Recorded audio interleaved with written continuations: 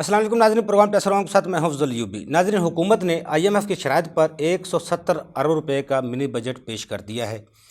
اس budget کے عوام پر اور اشرافیہ پر اور مختلف طبقات پر کیا اثرات مرتب ہوں گے، اور اس کے اثرات سے کیا پاکستان مزید مہنگائی کی دلدل میں جائے گا، یا IMF کی قسط ملنے کے بعد ہماری معیشت کی سمت درست ہو جائے گی، اس پر آج ہم گفتگو کریں گے۔ کیونکہ پاکستان کا جو ٹیکس ہدف تھا بجٹ 2023 جو رکھا گیا تھا وہ 7,470 ارب روپے کا تھا۔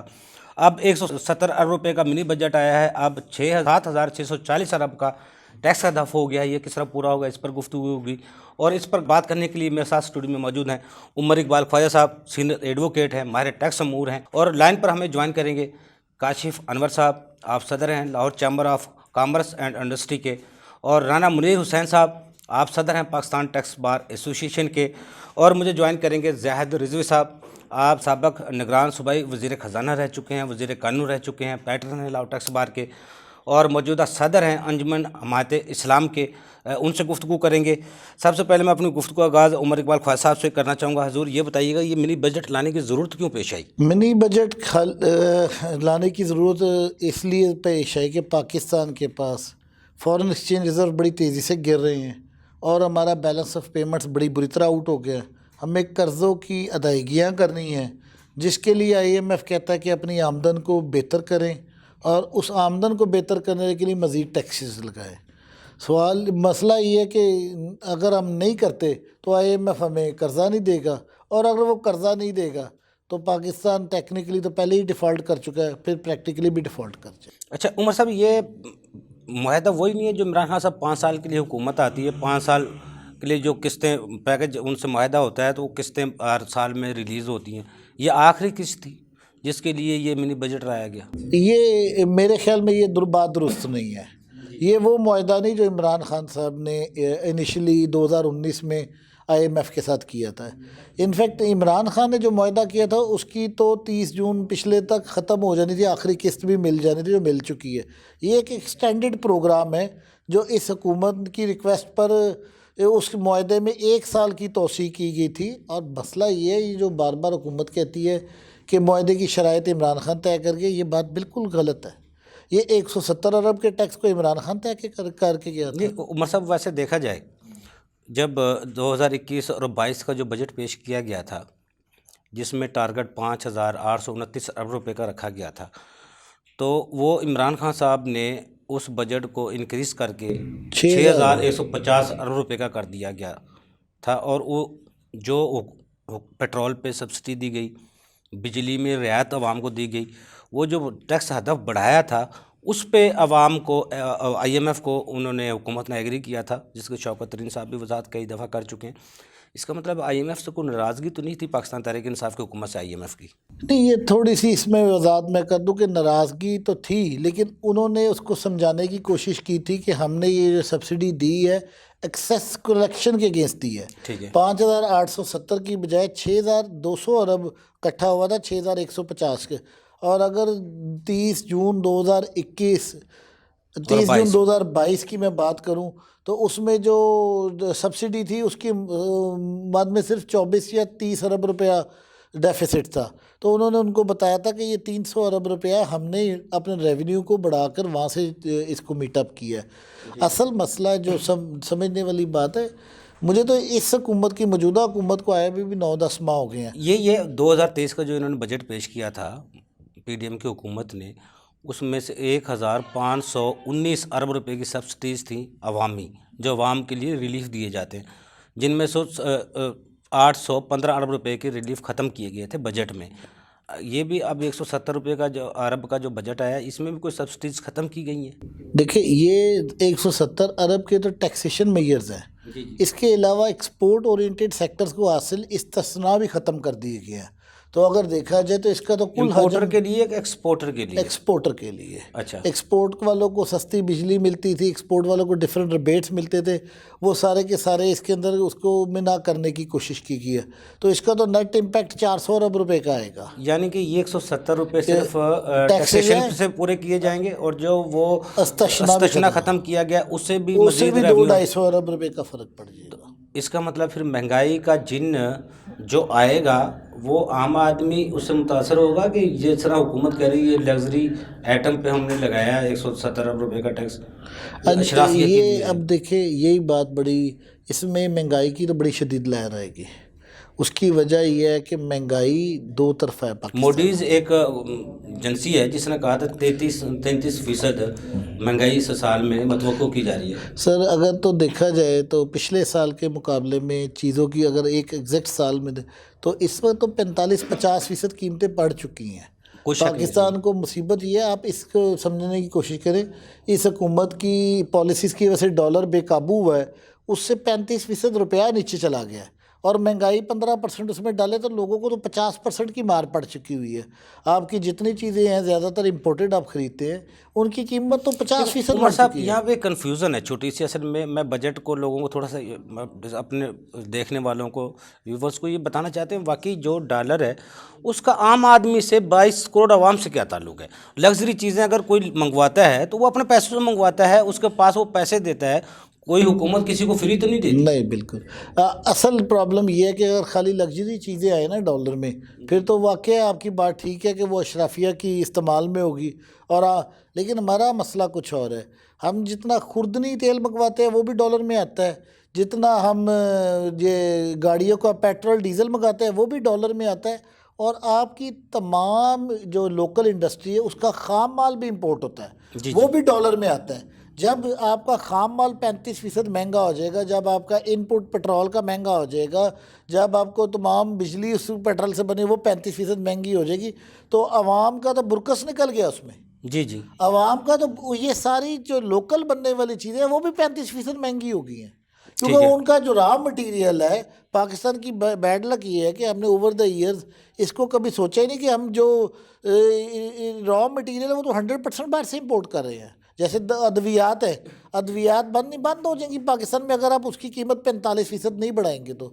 اصل تو ہمیں یہ جو ڈار صاحب کی پالیسیز ہیں یہ ڈیزاسٹر ہے، یہ پالیسیز تھوڑی ہیں، یہ ڈار صاحب کی پالیسیز کی وجہ سے اس وقت اس ملک میں پریشانی ہے، ان کی ڈیزاسٹر پالیسیز کی وجہ سے. اچھا عمر صاحب دیکھا تو جائے تو چلو IMF کی ڈائریکشن بھی ہو یا ان کی شرائط بھی ہوں، جیسے ہم پہلے سنتے ہیں وہ انہوں نے شرائط رکھی، اس وجہ سے یہ بجٹ اتنا رکھا گیا ہے. جب 2023 کا بجٹ رکھا گیا تھا شرائط تو انہوں نے کہا تھا اپنا ہدف انہوں 7,150 ارب روپے کا رکھا، انہوں نے اپنا ہدف بڑھائیں، پھر ہم آپ سے پیکج کریں گے. 7,000 پھر 417 ارب روپے کا کیا.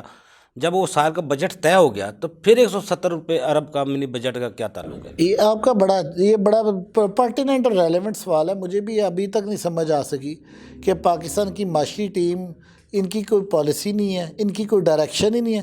اتنا بڑا ہمارے ملک میں سیلاب ہے، اتنا ہمارا GDP کا لاس ہے، ہماری یہ IMF کو کر ہی نہیں سکے پرسو کہ یہ ٹارگٹ نیچے جانا چاہیے بڑھانے کی بجائے.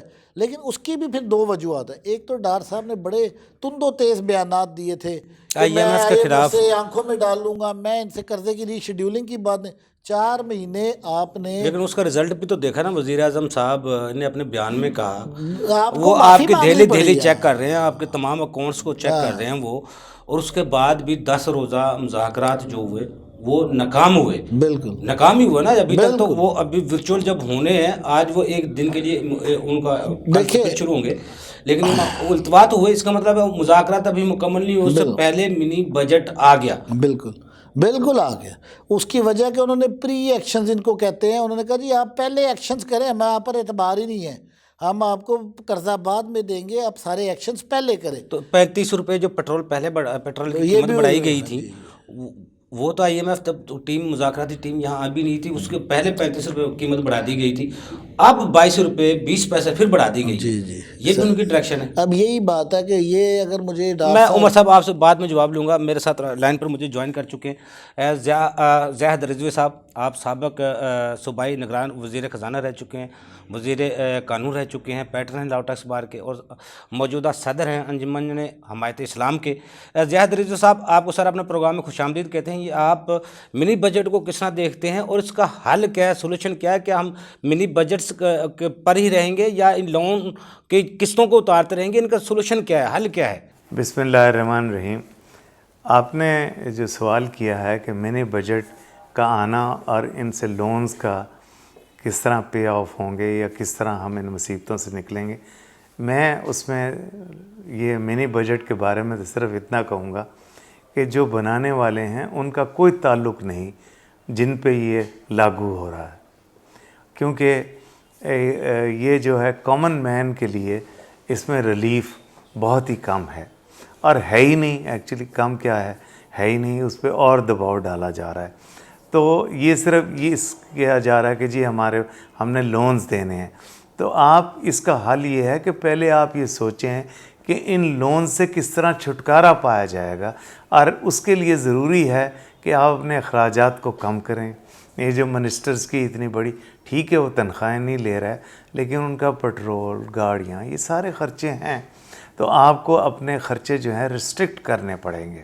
اسی طرح میرے خیال میں یہ جو سب سے بڑی جو بات ہے، آپ نے لون ایک ریٹرن آف لون اکاؤنٹ کھولیں آپ، جس میں جس طرح آپ نے دیکھا کہ ٹرکی میں بھی جا کے ایک مسلمان پاکستانی نے اتنے پیسے جمع کرائے، ملینز ڈالرز، اور کہا کہ جناب آپ میرے نام سے.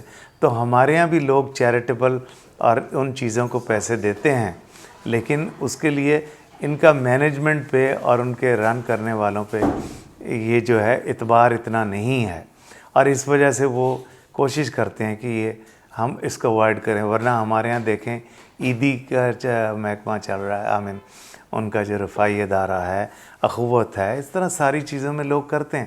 لیکن یہ جو مینجمنٹ، جس طرح وہ ثاقب نثار صاحب نے وہ فنڈ بنایا تھا، اس کا کچھ پتہ ہی نہیں لگ رہا کہ کیا ہے کیا نہیں ہے. تو اس وجہ سے آپ کو اس کے لیے ایک سیپریٹ فنڈ بنانا پڑے گا، ریٹرن آف لون، اور وہ جتنے پیسے آئیں ہر مہینے اس سے قسط جو ہے کم کرتے چلے جائیں.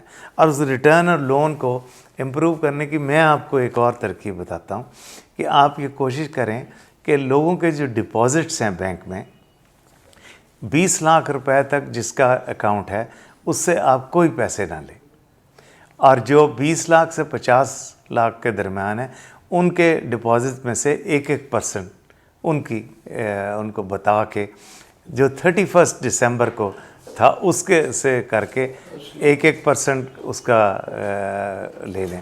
اور جو اوپر کروڑ روپے 50 لاکھ سے کروڑ روپے تک ہوں اس میں 5% کا، اور جو کروڑ سے ابو ہوں ان سے 10% لیں، اور کمپنیز سے لیں.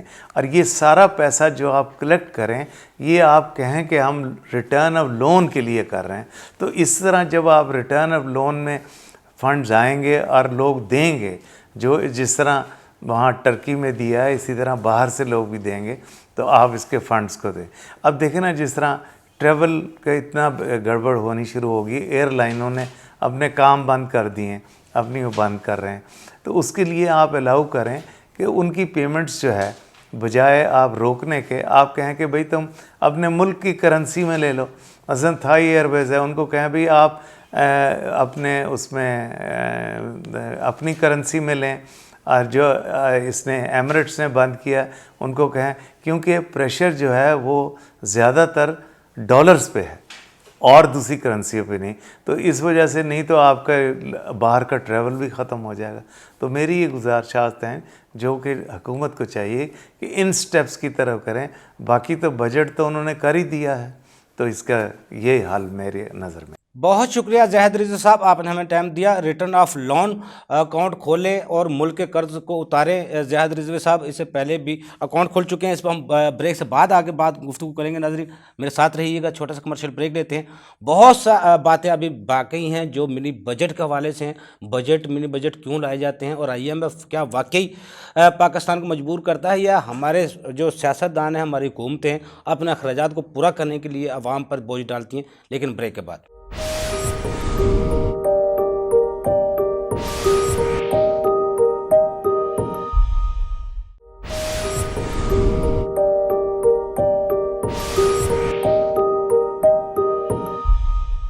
ویلکم بیک ناظرین میرے ساتھ لائن پر موجود ہے رانا منیر حسین صاحب. آپ صدر ہیں پاکستان ٹرسٹ بار ایسوسیشن کے. رانا صاحب، آپ کو اپنے پروگرام میں سر خوش آمدید کہتے ہیں. یہ بتائیے گا، یہ منی بجٹ جو اب 170 ارب روپے کا حکومت نے پیش کیا، آپ اس کو کس طرح دیکھتے ہیں؟ یہ کویسچن کا جواب تو ہر شہری کے پاس موجود ہے، اور ہر شہری کو معلوم ہے کہ جب منی بل آتا ہے اور اس میں جو ٹیکسز لگتے ہیں اس سے مہنگائی بڑھتی ہے.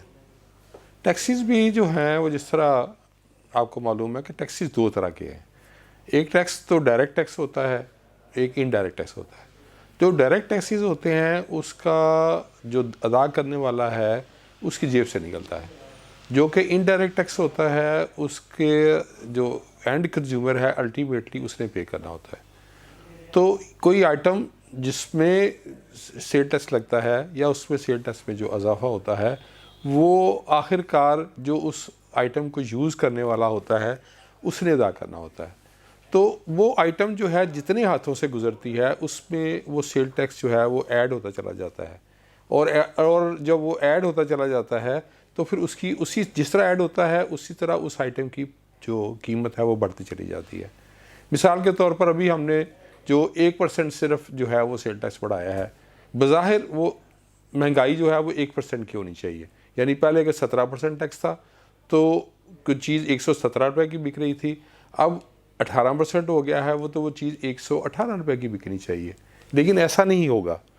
اس کی وجہ یہ ہے کہ ایک آئٹم جو ہے جتنے ہاتھوں سے زیادہ گزرے گی, جس میں مثلا ایک امپورٹر ہے, جب امپورٹر اس چیز کو امپورٹ کرتا ہے تو اس میں وہ 117 روپے کی وہ بیچ رہا تھا, اب وہ اس کو بیچے گا 118 روپے کی.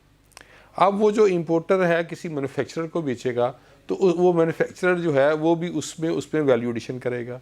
مینوفیکچرر کے بعد یہ ڈسٹریبیوٹر کے پاس جائے گی, اس میں وہ بھی ویلیو ایڈیشن کرے گا. اس کے بعد وہ ریٹیلر کے پاس جائے گی, وہ بھی اس میں ویلیو ایڈیشن کرے گا. اور جب وہ کنزیومر کے ہاتھ میں جائے گی تو اس میں جو امپیکٹ ہے ٹیکس کا وہ 1% نہیں بلکہ 1.40 سے 1.5 پر جو ہے وہ اس کا امپیکٹ چلا جائے گا. تو اس طریقے سے جو مہنگائی ہے وہ 1% سے نہیں, میرے خیال میں 1.5% جو ہے وہ اس صرف 1% کی وجہ سے یہ بڑھ جائے گی. اور جب یہ مہنگائی بڑھے گی تو اس کے ساتھ جو لنک ہے وہ جو ہے کہ جو آئٹم بنتی ہے اس کو اینڈ کنزیومر تک پہنچانے کے لیے ٹرانسپورٹ کا جو ہے وہ بڑا اہم رول ہوتا ہے, کیونکہ اس کو کیری کرنا ہوتا ہے. اس کے کیریج کے جو ایکسپینسز آتے ہیں وہ ہم نے اگر ٹرک کے ذریعے ہے یا کسی اور چیز کے ذریعے ہے تو اس میں پیٹرول پڑتا ہے, ڈیزل پڑتا ہے. تو جب اس کی پرائس بڑھ جاتی ہے تو اس کی پرائس بھی جو ہے اس پروڈکٹ میں ایڈ ہو جاتی ہے.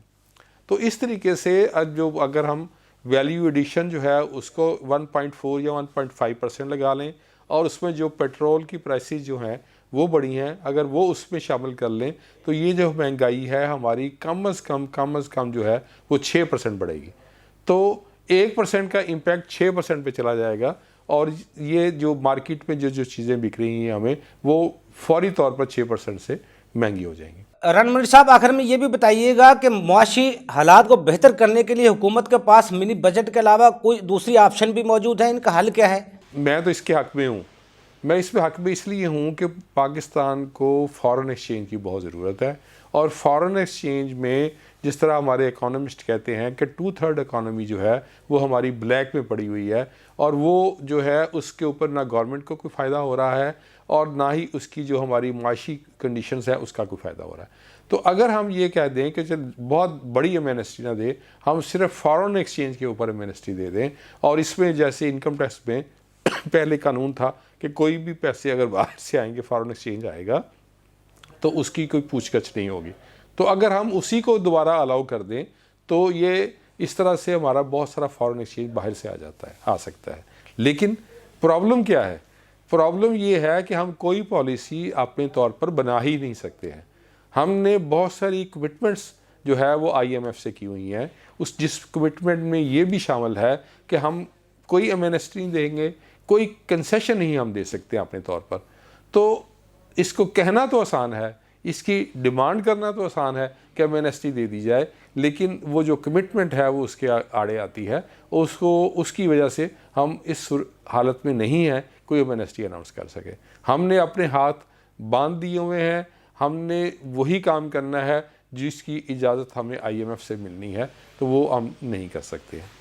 تو یہ آپ کا ایشو ہے. اب ایک اور جو ایشو ہے کہ ہمیں اب معیشت کو بہتر بنانے کے لیے ہمیں کیا سٹیپ لینے چاہیے. تو بھائی معیشت کو بہتر بنانے کے لیے سب سے تو بڑی بات، اہم بات یہ ہے کہ ہم بہت ساری رقم جو ہے وہ قرضوں کی صورت میں جو ہم نے وصول کی ہوئی ہے اس کے سود پہ جو ہے ہم ادا کر دیتے ہیں. تو ایسی صورت میں کہ جب تک ہماری پرنسپل جو اماؤنٹ ہے جو قرضوں کی، جب تک وہ کم نہیں ہوگی، یہ سود کی لعنت ہے وہ ہم پر بڑھتی ہی چلی جائے گی اور قوم اس میں دبتی ہی چلی جائے گی.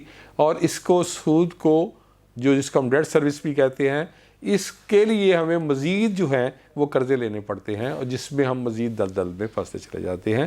اور اس کے لیے ہمیں ضروری ہے کہ ہم اپنے جو ریسورسز ہیں اس کو بہتر طریقے سے یوز کریں. اور اس کے لیے بجائے اس کے کہ ہم ایک تجویز یہ تھی کہ ہم اپنے جو بہت سارے ایسٹس ہیں، بہت ساری زمینیں ہیں گورنمنٹ کی، اس کو بیچ دیا جائے. میں اس کے بالکل حق میں نہیں ہوں. بہتر یہ ہے کہ اس کو پرائیویٹ پبلک پارٹنرشپ کے طور پر جو ہمارے ادارے خسارے میں چل رہے ہیں وہ اس کو دے دیے جائیں. ان سے کچھ انویسٹمنٹ نہ لی جائے بلکہ ان کو صرف یہ کہا جائے کہ آپ ان اداروں کو چلائیں. جب وہ ادارے چلیں گے اس سے گورنمنٹ کو ٹیکس ملے گا. ان اداروں کی وجہ سے جو امپلائمنٹ بڑھے گی، ملک میں جو بے روزگاری ہے وہ ختم ہوگی، ہمارا جو جی ڈی پی ہے وہ بہتر ہوگا. تو بہت ساری زمینیں ہمارے فالتو پڑی ہیں جس میں کوئی کاشت نہیں ہو رہی ہے. بھئی ان زمینوں کو ٹھیکے پہ دیں، ان زمینوں کے ساتھ پارٹنرشپ کریں، ان کے اوپر کسانوں کو دے دیں، ان کو بانٹ دیں کہ اس میں سے کوئی چیز جو ہے وہ ہماری جو اجناس ہے وہ آئے گی، ہمارے ملک میں جو ہے وہ ترقی ہوگی. تو یہ ایسی جو پالیسیز ہیں، اور اس کو یہ ٹارگٹ رکھیں کہ اب ہم نے لون نہیں لینا بلکہ ہم نے خود ہی اپنے مسائل پیدا کرنے ہیں. تو اس سے ہی معیشت کچھ بہتر ہو سکے گی. ادروائز جو میں دیکھ رہا ہوں، جو ہمارے سر کے اوپر قرضے ہیں جو اور بڑھتے جا رہے ہیں، ہر سال بڑھتے چلے جاتے ہیں، تو اس سے آگے سامنے مجھے ہے اندھیرا ہی نظر آتا ہے. چاہے جائے کہ ہم اپنے معاملات کو، اپنی پالیسیز کو چینج کریں اور اپنے پاؤں پر خود کھڑا ہونے کی کوشش کریں. بہت شکریہ رن منیر صاحب، آپ نے ہمیں ٹائم دیا. عمر اقبال خواجہ صاحب، میں نے آپ سے بریک سے جانے سے پہلے ایک سوال کیا تھا. جی عمر صاحب، جس طرح میں نے پہلے آپ سے سوال کیا تھا، پہلے 35 روپے پیٹرول کی قیمت بڑھائی گئی، اب 22 روپے 20 پیسے بڑھائی گئی. یہ بھی آئی ایم ایف کی شرائط ہوتی ہیں، یہ بھی پیٹرول کی قیمتیں بڑھائی جائیں؟ سر دیکھیں، آپ کو سمجھنے کی ضرورت ہے، یہ آئی ایم ایف کا کوئی ذمہ نہیں ہے. ٹھیک ہے. یہ حکومت کی نالائکی اور غلط پالیسی کی وجہ سے ہوا ہے. آپ کی جب روپیہ گرتا ہے تو آپ نے چونکہ تیل خریدنا ہے ڈالر میں، تو ایک فیکٹر وہ آ جاتا ہے کہ وہ پھر بھی، یعنی کہ اب اگر آپ کا ڈالر 225 روپے سے 270 پہ ہے تو وہ جو ڈالر کی قیمت میں اضافہ ہے وہ تیل کی قیمت میں ریفلیکٹ ہونا ہے. اور یہ سریعہ یہ کبھی بھی نہیں بڑھنا تھا. اگر 3 ماہ پہلے ہی اسحاق ڈار صاحب ڈالر کا ریٹ مارکیٹ کے حساب سے کر دیتے، اس طرح نہیں ہونا تھا. ان کی وجہ سے کیا ہوا، جو ڈالر کی قیمت انہوں نے روک کے رکھی مصنوعی طریقے سے، آرٹیفیشل طریقے سے، اس کی وجہ سے اس کی وجہ سے ایک افراتفری پھیلی اور ڈالر انکریز کر کے 270 پہ پر آ گیا. اس کی وجہ سے تمام مہنگائی کی لہر تو ساری ان کی ناکام پالیسیز کی وجہ سے ہے. اس میں آئی ایم ایف کا رول ہی نہیں. موجودہ حکومت کی ناکام ترین پالیسیز کی وجہ سے اس وقت ملک میں مہنگائی کی لہر جاری ہے. اچھا عمر صاحب، ویسے آرٹیفیشل مینجمنٹ آف اکانومی کے ماہر مانے جاتے تھے اسحاق ڈار صاحب، اس دفعہ ان کو کیا ہوا ہے؟ یہ جان بوجھ کے کیا جا رہا ہے اس ملک کے ساتھ، یا دنیا میں مہنگائی ہے اس کے اثرات پاکستان کے اوپر آ رہے ہیں؟ میرے حساب سے تو یہ سارا ایک پلانڈ ہے، اس کے پیچھے کوئی سازش ہے.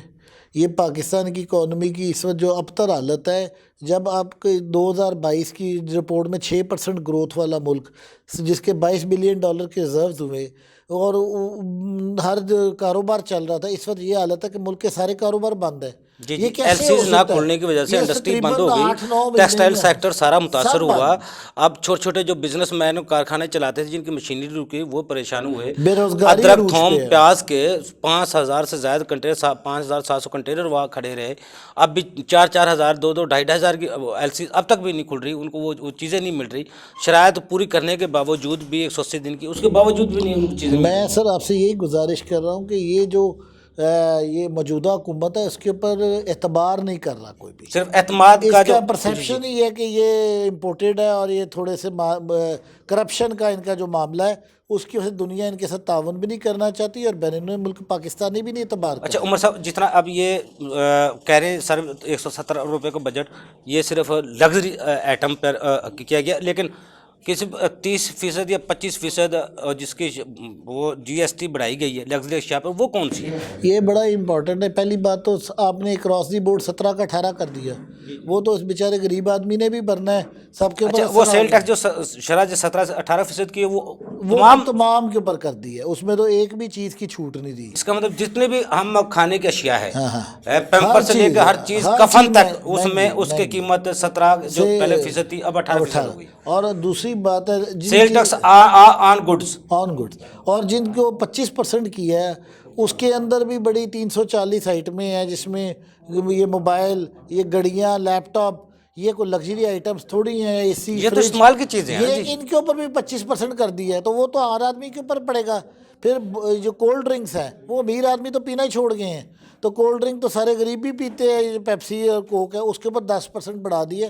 तो ये तो एक मशहूर इदारा यानी कि लग्जरी अशिया जिनका नाम लिया जाता है बेसिकली वो लग्जरी अशिया वो नहीं है ही नहीं है। लग्जरी अशिया ये हैं जो गाड़ी यहाँ 20 लाख की मिलती है, जो बाहर से 8 करोड़ की मंगवानी है वो लग्जरी है, जो चीज़ है। अगर कोई 8 करोड़ की मंगवाता है गाड़ी, उसको ज़रूर टैक्स करे, लेकिन एक कोका कोला पीने वाले को टैक्स लगाने का क्या मकसद है? सिगरेट पीता है अगर बंदा, उसको अगर डबल कीमत कर देंगे तो उसको लग्जरी तो नहीं कर सकते। अच्छा, वैसे इंटरेस्ट का रेट भी 17% कर दिया गया उमर साहब। 17 अब सेल GST को 17% 18% कर दिया गया। इसके अपनी इकॉनमी, जो मुल्क की इकॉनमी है, इस पर क्या असर? सर इंटरेस्ट रेट भी 20% कर रहे हैं, क्योंकि इन्हें IMF ने कहा जी आपके मुल्क में अगर इन्फ्लेशन 33 या 34% है, तो अगर आप लोगों को रेट ऑफ रिटर्न नहीं बढ़ाएंगे तो आपका रुपया और कीमत खो जाएगा, तो वो ये 20% कर रहे हैं। अगर 20% पे इंटरेस्ट रेट हो गया तो फिर उमर साहब आपको लगता है हमारे पाकिस्तानी जो है छोटे छोटे सरमायाकार वो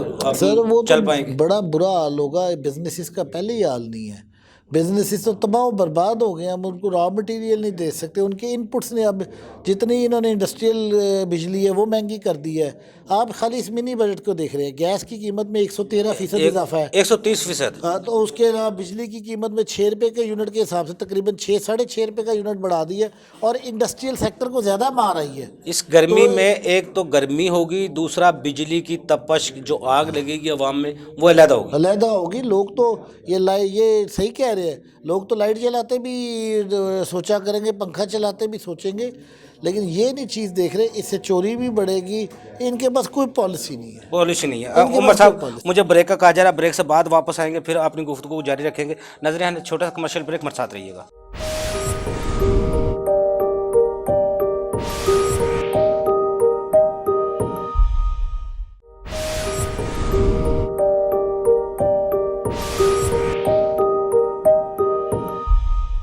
वेलकम बैक नाजरीन मेरे साथ लाइन पर मौजूद है काशिफ अनवर साहब। आप सदर हैं Lahore chamber of commerce and industry के। काशिफ अनवर साहब, आपको अपने प्रोग्राम में सर खुशामदीद कहते हैं। पहले ये बताइएगा, जो हुकूमत ने 170 अरब रुपए का मिनी बजट पेश किया है, इसके अपनी मुआशी जो इकनॉमिक्स है उस पर क्या असरात मुरतब होंगे? मिनी बजट की वजह से अल्टीमेटली महंगाई होगी, हर चीज़ बढ़ेगी। हम IMF की शराइत पे तमाम जो मिनी बजट्स ला रहे हैं, और जो मिनी बजट ये भी आया है ये IMF की शर्त पे ही आया है। हमारे इंटरेस्ट रेट्स जो बढ़े IMF की वजह से बढ़े, लेकिन बात यह है कि हमें इस बात को भी देखना है कि क्या हमने मुल्क को बचाना है या नहीं बचाना। क्या इसी तरह हमारे मिनी बजट्स आते रहेंगे? हमने क्या मुल्क को मिनी बजट्स पे ही चलाना है? हमने क्या कोई ऐसे इक़दामात नहीं करने कि हम IMF के शिकंजे से बाहर निकल सकें? जब IMF हमें कहेगा हम अपनी आवाम का गला घोटते रहेंगे, जब IMF कहेगा हम अपनी आवाम के लिए पैसों को, चीज़ों को बढ़ाते रहेंगे, जब IMF कहता रहेगा हम जीना सफ़ेद पोश लोगों का मुश्किल करते रहेंगे, तो अल्टीमेटली इस मनी बजट से भी हमारी आवाम बहुत बुरी तरह से मुतासर होगी। तमाम चीज़ें बढ़ गई हैं, तमाम चीज़ें बढ़ जाएंगी। पेट्रोल की प्राइसेस आउट ऑफ कंट्रोल हो गई हैं, और जब सिर्फ पेट्रोल की कीमत ही बढ़ जाए तो आपकी हर चीज़ महंगी हो जाती है। तो मैं समझता हूँ कि अगर पाकिस्तान की बका के लिए अगर हुकूमत को ये कुछ अरसे के लिए IMF की शराइत माननी भी पड़ती हैं, तो हुकूमत को ये अंदिया अपनी आवाम को देना चाहिए, और ये अंदिया देना होगा कि जैसे ही हालात बेहतर होंगे ये तमाम इंक्रीज़ जो हैं, ये तमाम चेंजेस जो आए हैं, ये वापस ले लिए जाएंगे। तो अल्टीमेटली आवाम हुकूमत के साथ है, हम हुकूमत के साथ हैं। इंशाअल्लाह हम पाकिस्तान کے لیے کام کریں گے اور پاکستان کے لیے کام کر رہے ہیں۔ کاشف انور صاحب، حکومت ہمیشہ بجٹ اور منی بجٹ کے ذریعے جو بھی نئے قانون آرڈیننس لاتی ہے اس کا تمام بوجھ عوام پر ڈال دیا جاتا ہے، اس کا کوئی دوسرا حل بھی ہے؟ الٹیمیٹلی جب آپ کے پاس ریزروز نہیں ہوتے تو ہمیں ریزروز چاہیے، اور جو مشکل وقت آیا ہے پاکستان کے اوپر وہ ریزروز کی کمی کی وجہ سے آیا ہے۔ Lahore chamber of commerce and industry پہلے دن سے یہ شور مچا رہا ہے کہ آپ کیوں نہیں ایسی ڈیکلریشن اناؤنس کرتے جن کے پاس انڈکلیئرڈ فارن ریزروز ہیں وہ ڈکلیئر کر دیں، اسٹیٹ ان سے پیسے ریکویسٹ کر لیں۔ ہم $1 بلین کے لیے IMF کے پاس اور ڈونر ایجنسیز کے پاس جا کے ہاتھ باندھ رہے ہیں، تو ہم اپنی عوام سے کیوں نہیں ریکویسٹ کرتے؟ ہم کیوں نہیں اس کو 2-3 سال کے لیے اپنے پاس رکھتے اور اس کو وائٹ ڈکلیئر کریں جب 2-3 سال کے بعد ٹائم گزر جاتا ہے؟ ہم کیوں نہیں ایک ایسی ایمنیسٹی اناؤنس کرتے؟ کیونکہ دیکھیں ہمیں پیسے چاہیے ہیں اس وقت، ہمیں ملک کی بقا چاہیے ہے اس وقت، ہمارے پاس سورسز ہیں، ہم کیوں نہیں واٹر ریزروائرز کو بناتے؟ ہم کیوں نہیں آلٹرنیٹ انرجی کی طرف جاتے؟ ہم کیوں نہیں سولر کو اور زیادہ فروغ دیتے؟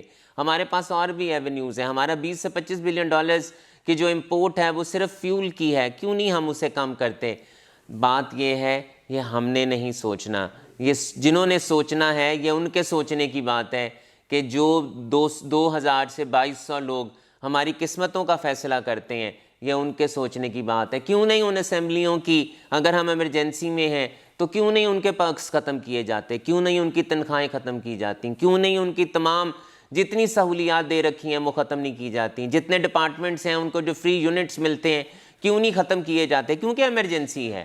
تو ایمرجنسی کے وقت میں ہم سب کو ایک پیج پہ آنا ہوگا، انشاءاللہ حالات بہتر ہو جائیں گے، لیکن جب تک تمام سیاسی پارٹیاں ایک پیج کے اوپر نہیں بیٹھیں گی، جب تک تمام سیاسی پارٹیاں چارٹر آف اکانومی کو سائن نہیں کریں گی، جب تک تمام سیاسی پارٹیاں ہمارے ملک کا، ہمارے بچوں کا اور پاکستان کے مستقبل کا فیصلہ نہیں کریں گی، تب تک نہ پاکستان کے حالات ٹھیک ہوں گے، نہ ہمارے حالات ٹھیک ہوں گے، اور نہ ہی ہمارے بچوں کے حالات ٹھیک ہوں گے۔ کاشف انور صاحب، آخر میں یہ بھی بتائیے گا، اگر IMF سے یہ قسط مل جاتی ہے اس کے بعد ہماری معاشی جو سمت ہے، معاشی حالات ہیں، وہ بہتر ہو جائیں گے؟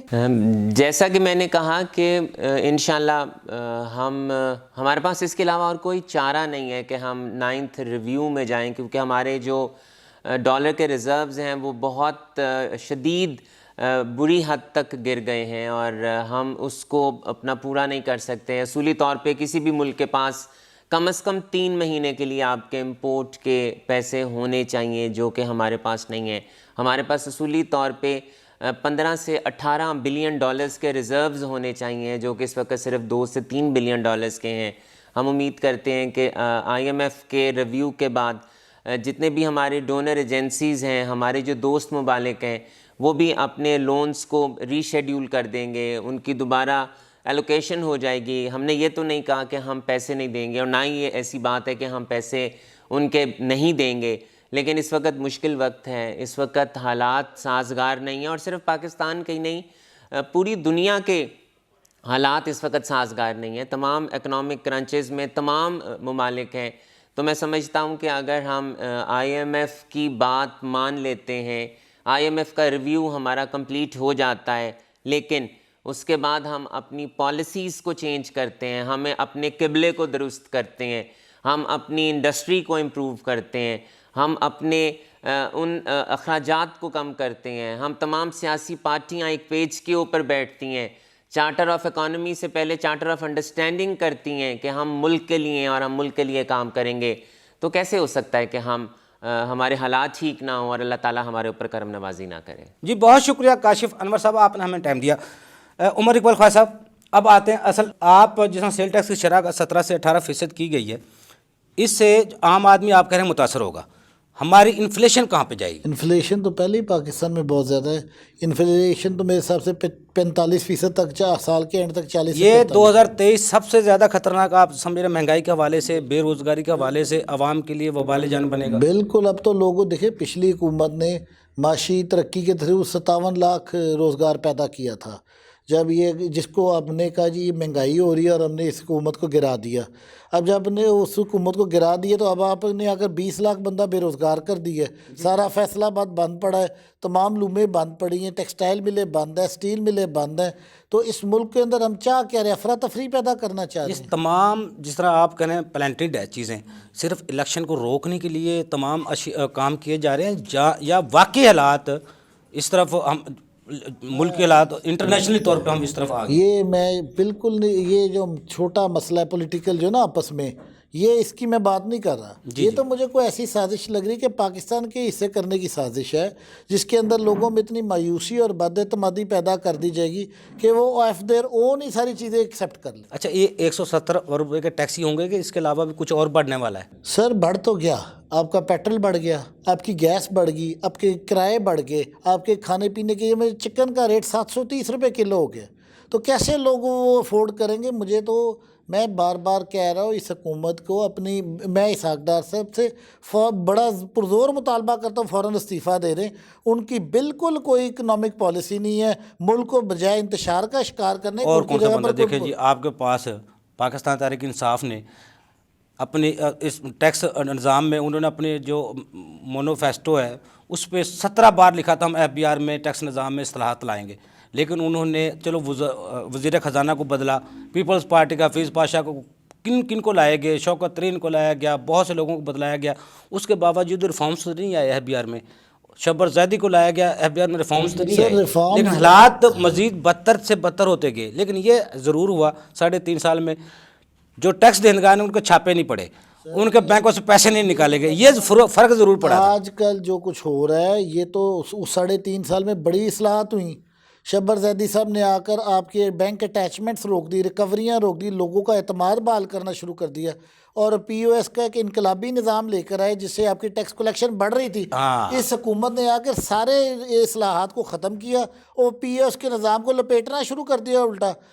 وہ اگر پاکستان کو ریئل سینس میں اگر آپ نے ترقی کرنی ہے، آپ کو اپنی ٹیکس بیس بڑھانی ہے، آپ وہ بیچارے پرانے جو قابو آئے ہوئے ٹیکس پیئرز ہیں انہیں کے اوپر بار بار خود کش حملے کیوں کرتے ہیں؟ ان اچھا، کو عمر صاحب یہ FBR کے چیئرمین صاحب معتبر شخصیت ہیں، ٹیکس نظام پر گرپ ان کی ہوتی ہے، انہوں نے ایک بیان دیا تھا آج سے 1 سال پہلے، POS پوائنٹ آف سیلز کا جو سسٹم ہے اس کے ذریعے ہم 10,000 ارب روپے اکٹھا کر سکتے ہیں، یعنی کہ 10,000 اس ایک سسٹم سے ہو سکتا ہے، تو پھر یہ پورا منی بجٹس، یہ تمام قانون مار دھاڑ، ٹیکس پیئر کو آڈٹ کے ذریعے، نوٹس کے ذریعے بار بار بلانا، تنگ کرنا، ذلیل خوار کرنا، عدالتوں میں ہزاروں اربوں روپے کے کیسز رکے رہنا، پھر یہ سارا مار دھاڑ کیوں؟ یہ ایک لا اصل ایکسرسائز ہے، اس کو روکنا چاہیے۔ میں آپ کو بتایا نا کہ آپ انوویٹیو طریقے سے اپنی ٹیکس کی کلیکشن بڑھائیں، اپنے جو یہ POS کا نظام نیچے تک لانے کی ضرورت تھی، یہ 1,000 سے اس سال اس کو 500 فٹ پہ کر دیتے دکان کے سائز کو، اور آپ کا 800,000 ارب روپے اس میں ایڈ آن ہو جانا تھا، اور اس کے ساتھ ہی آپ کی ٹیکس انکم ٹیکس کلیکشن اس میں میرٹ عمر صاحب نہیں نہ لایا گیا، میرٹ نہیں لایا گیا، اس کی جو شکل تھی وہ صحیح نہیں بنائی گئی، جو 2 لاکھ روپے افسر کو دے دیتا وہاں سے اس کو وہ سسٹم نہیں لگاتے، جہاں پیسے نہیں ملتے وہاں وہ سسٹم لگا دیتے، اور جو اس کرائٹیری میں نہیں آتا بندہ وہاں بھی وہ سسٹم لگانے کے لیے پیسے مانگتے ہیں۔ نہیں سر، یہ بات یہ ہے کہ جو POS کا نظام ہے نا، اس نے اتنی تیزی سے ایکسپینڈ ہو رہا تھا، اس میں بڑا زبردست کام ہو رہا تھا، یہ آتے ٹیدنگ یہ ماڈل دبئی میں نافذ العمل ہے، پوائنٹ آف سیل کا سسٹم، وہاں ساری رسیدوں کو پر ٹیکس سر کاٹا دنیا جاتا میں ہے، دوسرا کاٹا تقریباً جاتا ہے۔ ہر جگہ پر اب رسیدے پوائنٹ آف سے آپ کہہ لیں پوائنٹ آف سیل سسٹم کی بجائے آپ یہ کہنا چاہ رہے ہیں کہ شاید جو کمپیوٹرائز اور یہ ڈفرینٹ گیجٹس کے یوزیج کے یہ ساتھ تمام چیزیں اس پہ آ گئی ہیں۔ آپ کو میں صرف بتا رہا ہوں، آپ پاکستان میں اگر صحیح انصافی قسم کا، آپ کو دیکھیں مساوات کی بنیاد پر ٹیکس کا نظام لانا اس ملک میں، اس کا طریقہ یہ نہیں ہے جو ہم کر رہے ہیں۔ آپ یہ سوچیں کہ PSO کے پٹرول پمپ پر ایک لینڈ کروزر والا آ کر 272 روپے کا لیٹر پٹرول لیتا ہے، تو ساتھ کھڑا ہوا CD70 والا بھی اسی ریٹ پہ لے رہا ہوتا ہے۔ یہ کس طرح مساوات ہو سکتی ہے؟ میں گاڑی چلا رہا ہوں، میرا ڈرائیور بھی وہی ٹوتھ پیسٹ خریدتا ہے، تو یہ آپ کو مساوات کا نظام لانا پڑے گا، اور اس کے اندر اپنے انقلابی تبدیلیوں کی ضرورت ہے۔ اس وقت جو پاکستان کو ضرورت ہے فسکل ڈسپلن کی ہے. آپ 85-90 رکنی کابینہ بنائیں گے نا تو آپ اپنی عوام کو بھی نہیں کہہ سکیں گے عوام کو آپ کفایت شہری کا کہتے ہیں اور خود وہ آپ اپنے ظفر موج کی بالکل. تو کابینہ یہ تضادات ختم کرنے پڑیں گے. مشکل فیصلہ یہ نہیں ہے کہ عوام کے اوپر ٹیکسز کیسے لادنے ہیں. مشکل فیصلہ یہ ہے کہ جو ہماری سیاسی اشرافیہ یا بیوروکریسی یا جو بھی جس بھی ادارے کے لوگوں نے پاکستان سے پیسہ چوری کر کے باہر نکالا ہے وہ واپس لایا جائے. اچھا عمر صاحب, یہ مشکل فیصلہ یہ جس طرح میں نے ابھی کاشف انور صاحب سے بھی سوال کیا تھا, منی بجٹ تو آ گیا, آئی ایم ایف سے اگر پیکج مل جاتا ہے تو کیا واقعی ہماری معاشی سمت ہے جو اکنامکس جو صورتحال ہے معاشی عدم استحکام یہ ختم ہو جائے گا؟ سر ہو سکتا ہے. میں یہ کہتا ہوں 1.1 بلین ڈالرز نے دینا ہے. اس کے ساتھ آپ کے دوست ممالک اصل میں انہوں نے شرط لگائی تھی لے, ان کے ساتھ کوئی 5 سے 6 بلین ڈالر شاید دوست ممالک سے بھی مل جائے. 5 سے 6 بلین ڈالر اگر وہ مل جاتا تو آپ کے 6 مہینے اچھے گزر جائیں گے. لیکن آپ کو دیکھیں وہ کیا وہ کہتے پیتے تھے قرض کی میں اور رہتے تھے مست کہ رنگ لائیں گی ہماری فاقہ مستی ہے. یہ فاقہ مستی اب رنگ نہیں لانے لگی, یہ اب ختم ہو. دیکھیں آپ کو وہ قرضے کے نظام نے آگے 3 سال آپ نے جو قسطیں دینی ہے وہ سود کی جو قسطیں دینی ہے 25 ارب کی ڈالر کی, تو وہ پھر کس نہ پوری ہوں گی؟ سر بات یہ ہے کہ ہمیں اس کے لیے کوئی قومی سطح پر بیٹھ کر ایک آپ کو میں بتاؤں انڈیا 1992 میں ڈیفالٹ کیا تھا. آج آپ کو میں تھوڑا سا اس وقت انہوں نے تمام اپنی عوام کو اور تمام اپنے اچھے کھاتے پیتے گھرانوں کو کال دی اور جہازوں میں بھر کے جو انڈین گولڈ تھا نا گھروں میں پڑا ہوا وہ باہر گیا اور وہ ڈالرز میں کنورٹ ہو کر ان کو پیسہ ملا. ہماری عوام بھی یہ جذبہ رکھتی ہے لیکن عوام ان کو نہیں دے گی جس وقت ہمارے حکمران ہیں. اعتماد وہ آپ کو ایک ایسا شخصیت لانی پڑے گی جس پر عوام کو بھی اعتبار ہو اور عالمی اداروں کو بھی اعتبار ہو. پاکستان کے مسائل کا حل خود انصاری میں ہے. ہم اگر آج یہ اچھی پالیسیز لے تو ہم ہر سال 5 سے 10 بلین ڈالر. اچھا ابھی زاہد رضوی صاحب پروگرام میں بتا رہے تھے ریٹرن آف لون کا اکاؤنٹ کھولیں جس میں آپ اشرافیہ پر ایسے کوئی کسی سے 20 لاکھ سے جو اوپر ہیں لوگ ان پہ 1% لے لیں, جن کے بینکوں میں پیسے رکھیں, 1 کروڑ سے اوپر ان سے 2% لے لیں. ایسے ان پہ سے پیسے لے کے جو پیسے جمع ہوں وہ ریٹرن آف لون وہ قرض کی قسطیں دی جائیں. لیکن اس سے پہلے ایک ڈیم بھی وہ ثاقب نثار صاحب نے چلایا تھا, چھوڑے تو یہ اس طرح ممکن ہے 1998 میں نواز شریف صاحب نے قرض اتارو ملک سواروں کی مہم چلائی تھی تو وہ پیسہ جس کہاں میں گیا لوگوں نے اربوں روپے دیے تھے اور آج تک اس فنڈ کا آڈٹ نہیں ہو سکا وہ پیسہ کہاں گیا ہے. اب شہباز شریف کو کون پیسے دے گا اگر نواز شریف کے فنڈ کا فلنڈ اکاؤنٹ میں 4 دن میں وہ 27 لاکھ نہیں ہو سکے. عمران خان صاحب نے 3 گھنٹے میں وہ 5 ارب اکٹھے کر لیے. یہ کریڈیبلٹی دیکھیں میں بالکل شاید آپ کو لگ رہا ہو لیکن میں پولیٹیکل بات نہیں کرنا چاہ رہا. ان کو بہرحال آپ کو جو ہے نا ان کو اپنے اوپر بھی وہ فسکل ڈیفیسٹ کا ذمہ دار خود بھی ہیں, یہ بھی ہیں, پچھلی حکومت بھی ہے. ان سب کو اپنا ذمہ داری لینا, اپنے باہر کے اثاثے بیچ کر پاکستان میں پیسہ واپس لے کے آئیں.